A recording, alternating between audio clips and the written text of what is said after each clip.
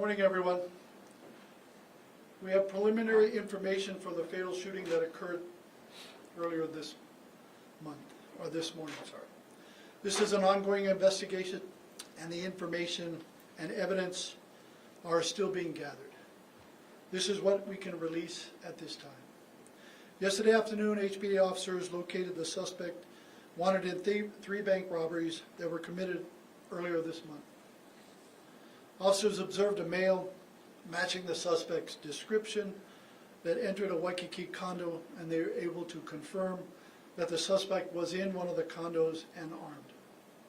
Officers began evacuating nearby residents around 8 p.m., and crisis negotiations attempted to speak with the suspect, who barricaded himself in the unit.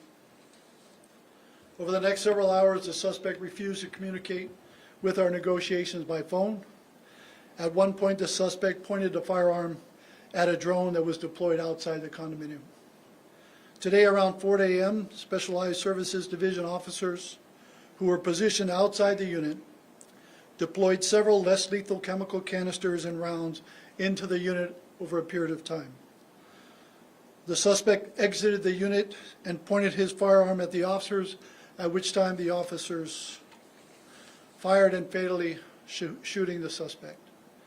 No other individuals were injured. The suspect's name will be released by the medical examiner's office after positive identification has been made. I'll take your questions at this time. To be clear, police knew that he was the suspect before this whole barricade situation started? They knew he was the suspect, yes, and he was located in the condominium in a specific unit, barricaded himself in the bathroom. Was that his unit, or was somebody else with him? It was not his unit. That's still under investigation as to who knew that he was wanted or what he had done. So we're still working through that. There were people in and out of apartments, or that apartment, yes. So there were other people there when this Not happened? at the time, no. Oh, no. Was there any chase or anything to lead up to this? No, there was no chase leading up to this. Can you say what type of weapon he had? He had a small firearm handgun resembling a Glock 17 or something like that. What happened to the officers in this situation? So the 4 officers that discharged their weapon are provided an opportunity for administrative leave over for a 3-day period, and so we afford that to them. Did they take it? Sorry. I don't know if they take it. It's still under investigation. They're still report writing and doing other things, so at some point we will offer that to them. Can you say what specific banks the 3 banks were? There was 2 in the Windward side, American Savings Bank, and 1 in Pearl City. It was a business financial, but not a normal bank that I know of. It has a different name. I think it's a Commonwealth Business Bank or something like that.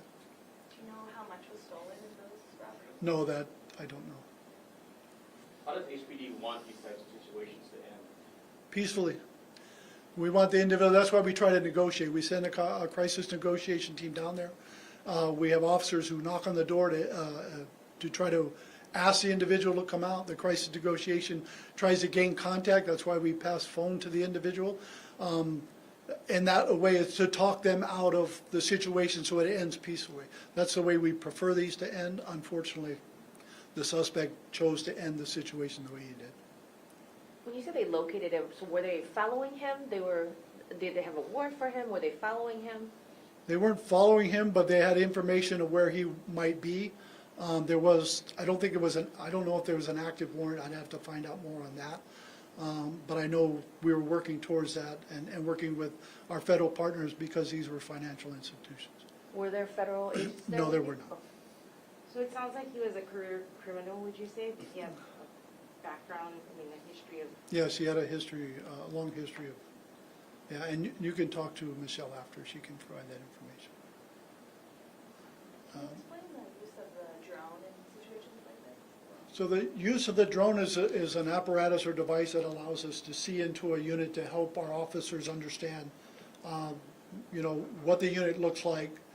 So if we ever have to make a dynamic entry, then we would know kind of what's going on. We also confirmed that the individual is armed because he pointed the firearm at the drone at one point in time. So that confirmed the suspicions that he was armed. And so it helps us just to get a better information on what's going on and what the layout of the apartment is. The drone is strictly surveillance visual. Absolutely, yeah. It's not an armed drone, if that's what you're thinking. Why Sir. did you do it at that time of the day? Well, it started from early evening, around, well, late evening, depending on how you look at it, around 8 p.m. is when the incident started to unfold as a barricade. It goes back to the earlier question. We like these to end peacefully. It takes quite a long time. There's a plethora of things that we need to accomplish in between, the point of either entry or the individual coming out. And so we want to make sure that we're doing everything we can to make this as peaceful as possible, the ending. And the individual to afford him time to make a decision and how to reach that decision to come out peacefully. So that's why, unfortunately, it takes a long time.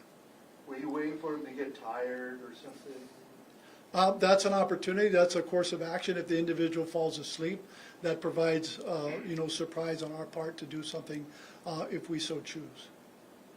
The canisters, were they flashbangs? These were not flashbang. They were pepper spray or OC spray, and I think CS at some point. But canisters? Yes, they threw them canister, out. yeah. Was there body cam footage of any of this event? No, there's not. There is video that's available. We are working through the investigative process to obtain the video. Where would that video have come from? That would come from individual apartments within there, which if they have a device on their door or not. And why did the officers in this situation have body cameras? There's operational requirements why we don't put body-worn camera on Specialized Services Division personnel because of the tactics and techniques that they use.